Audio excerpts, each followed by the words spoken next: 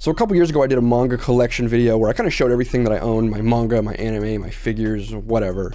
And since then, the collection has gotten a little bit bigger. So I figured I'd give an update. So when I crunched some numbers, I came out to about $16,000 worth of manga, which thankfully I did not pay nearly that much for everything that I own.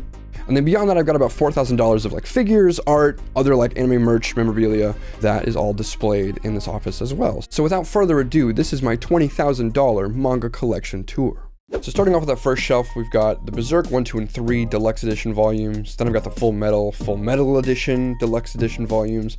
Next to that, I got some art books. Those Full Metal volumes, oh, they're so pretty, man. I didn't think I was gonna get them all at first, but then when I saw a few of them lined up on my shelf, I'm like, I think I have to. And then on top of those Full Metals, I've also got Guts, just kind of protecting me, you know, keeping the office safe. So this next shelf I have is the rest of my hardcovers. I've got The Girl from the Other Side, I've got JoJo's Part 1, Parasite Full Color, Soul Eater Perfect Edition, Vinland Saga. I've been reading Vinland Saga lately. That's kind of been my latest binge. What have you been reading? Comment below.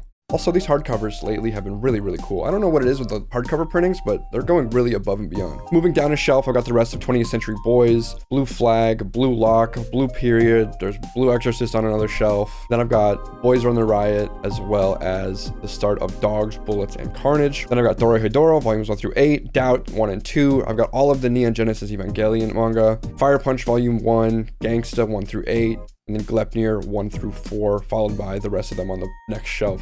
On the next shelf, then I got Golden Kamui, Heavenly Delusion, Hell's Paradise, got the whole series there.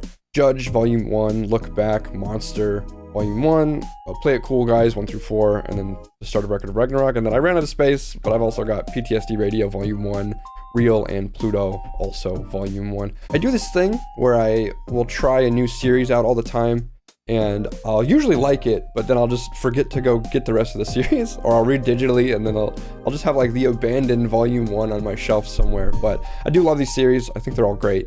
I do need to get more of them, but for now, Volume 1. And then the last level on this bookshelf, I've got the rest of Record of Ragnarok, so up to Volume 4, Sachi's Monster's Appetite 1 through 6, To Your Eternity 1 and 2, all of Tokyo Ghoul, not Tokyo Ghoul Re though, Tokyo Revengers, I've got the first 2 omnibuses there, Solo Leveling 1 through 3, Way of the House Husband, and Zom 100, I've got 1 through 4, and that's my first shelf. The tall shelf has been knocked out.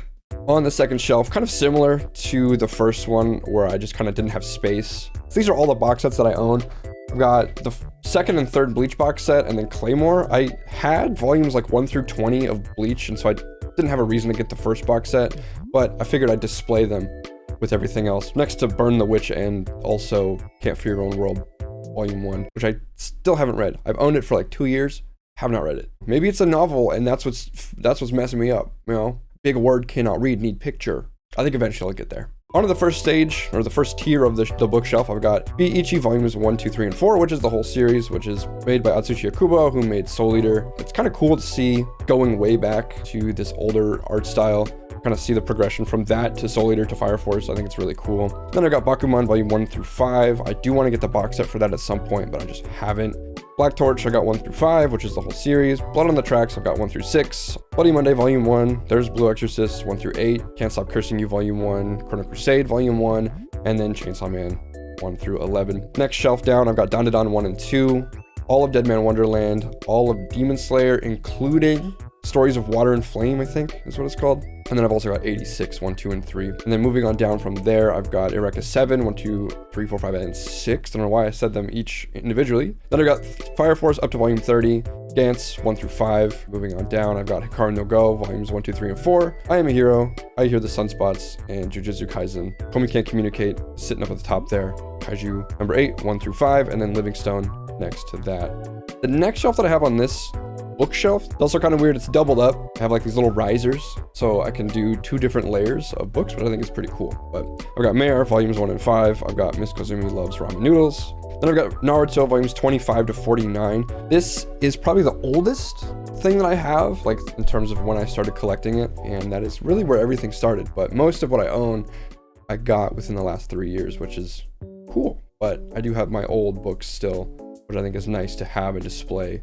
There's like a little sentimental value there. Moving on though, got all of Noragami that is printed currently. I have 2 of Volume 1 because there's a Loot Crate version that's a different cover, and I just kind of like that. I love quirky little things like that, so I ended up getting them both.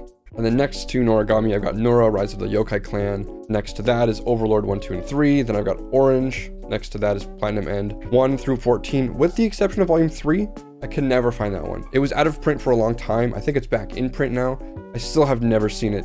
My peepers have never seen Volume 3. So eventually I'll find it, hopefully, just to complete it. But for now, it's lost. Also, next to that, I've got Quintessential Quintuplets Volume 1. Just kind of got unlucky.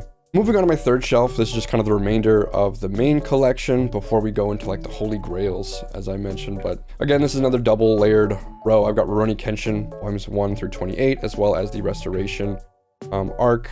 Then I've got Sakamoto Days 1 through 5, and then Spirit Circle 1, 2, 3, 5, and 6. I don't know why volume 4 does not exist. It was never real, I don't think. I've seen it 2 times in my life online, and both of them were $200 or more. I've been looking for a long time. I'm not spending $250 on this book. If one of you guys knows where I could find this thing for not $1 million, that would be sick. But for right now, no, I can't find it. Anyway, moving on. Got Slam Dunk Volume 1, Smokin' Parade 1 through 10, Soul Eater Volumes 1 through 25, as well as Soul Eater Not 1 through 5. I do love Soul Eater. If you've never read the manga but you like the anime, I highly encourage reading the manga. It did the whole like Full Metal thing where their anime came out way before the series was done, and the actual ending of the series is really, really good. I hope that one day we get a Brotherhood treatment where we get the whole series animated, but I think it's kind of unlikely, so I encourage giving it a read. Then moving on, I got Spy Family 1 through 8, Tagami Bachi 1 through 20. This should probably go on the Holy Grail shelf because this one has a very special place in my heart. From when I was a kid, I used to read this in Shonen Jump every month when I'd get it. I was like 10. And so this is really, really wonderful to have. The art in this series is gorgeous. I absolutely adore it. And volume 5 was a pain in the ass to get my hands on. And now that I finally have it, I'm so happy that I have the whole complete series. Great series. Very, very pretty. Worth your time. Then next to that, I've got The God's Lie. And then I've got Undead Unluck 1 through 9. I've got Wake Wake volumes 1 through 4, which is a old weird one that I had as a kid, but I read it a couple times and it's still pretty fun. And then I've got, what is it, Wandering Witch? I don't care. I got that for like $2. All right, I got both of those for like $2. I don't know what it is. I don't know what it's about, but I have it.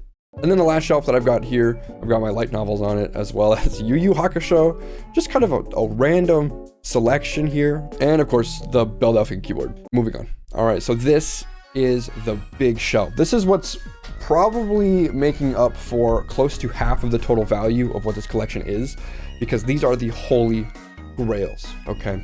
These are the things that are worth crazy amounts of money, things that are very out of print, things that I was very, very lucky to get my hands on at all. A lot of these things, the value that I'm going to show is nowhere close to what I paid for. And by that, I mean I paid way less, not more. All of these are things that I, first off, really enjoy. And second off, I'm really happy to own. So let's go through the Grails that I own, the Holy Grail shelf. On the Holy Grail shelf, it starts off with Air Gear. This is an oldie, but a goodie. The anime was very rushed, not nearly as good as it could have been, and also got canceled very early, but the series goes on. I think the anime only goes up to like volume 12 or so, I think, if I remember right. And there's 37 total, so there's a ton of story left. Air Gear is really cool. The art is really great, done by Oh Great, so I would hope that it's good. This is a series that I almost own all of. The last volumes that I'm missing are just very scarce, and I can't get them. It's the same deal with Spirit Circle. I'm beginning to think they never existed, except I've seen them exist with my own eyes, and I just did not buy them when they were $10, and now they are selling for $200. So if you guys have Air Gear volume 26 and 34, give them to me, please. Up next, Kekkai Sensen, Blood Blockade Battlefront, the same shit. I got all these books for like $6 at a used bookstore in my town, and they are worth a lot more. Jesus Christ. Oh my god. Kekkai Sensen is one of my favorite series of all time. I got super lucky to find this. I actually just got a Leo figure that should be here like, I don't know, in a week or something.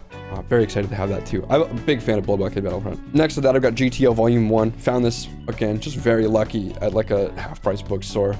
The only series on this shelf that isn't super hard to come by, that isn't crazy rare, is Hunter x Hunter.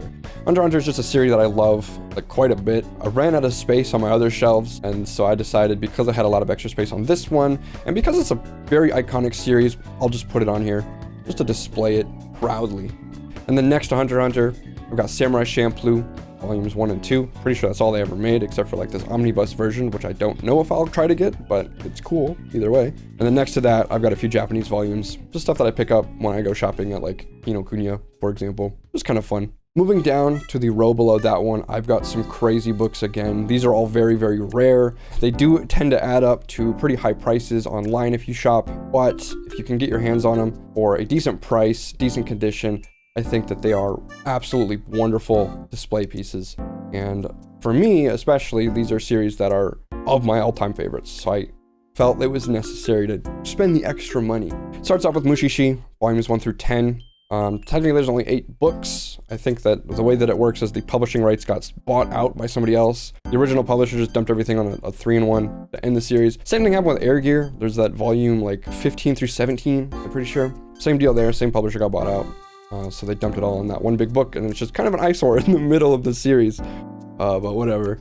Mushishi is wonderful. It is a beautiful, beautiful time. I'm a sucker for art. I'm a sucker for cool art. It's so special. It's so, God, it's so sick. I'm so happy to have it. I've seen complete collections of Mushishi sell anywhere between $900 to $2,500, which is pretty crazy. I think I spent about $500 total for everything that I own, and honestly, I'm pretty happy with the condition that they're in, other than volume 5. Next up, I've got Shaman King. This is another favorite of mine. Absolutely banger series that was unfortunately cut short in the original English run. As far as volumes go, it went up to 35 in the Japanese print, but in English, we only got up to 32. The series is actually getting reprinted in English right now in like a 3-in-1 omnibus format by Kodansha. So if you were trying to get into collecting Shaman King and didn't want to break the bank, you do have a fantastic option right there.